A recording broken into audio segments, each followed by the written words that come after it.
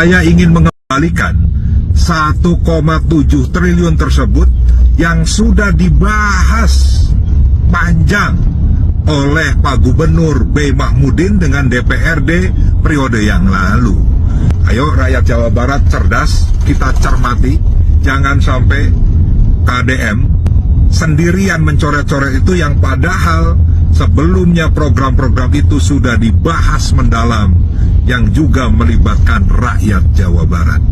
Kan pidato dari Gubernur Jawa Barat Kang Deddy Mulyadi yang malahan menyindir DPRD Provinsi Jawa Barat karena tidak perlu katanya membahas dengan DPRD karena akan lama, panjang dan sebagainya. Kalau saya bongkar bangunan di pinggir sungai, kebayang kalau saya diskusi dulu sama DPRD tidak akan pernah terbongkar. Karena DPRD ada konstituennya di situ, ada partai A, partai B, partai C, diskusinya tidak akan berhari-hari. Nanti aspirasi berkembang, bangunan tidak dibongkar, ribut tidak berhenti.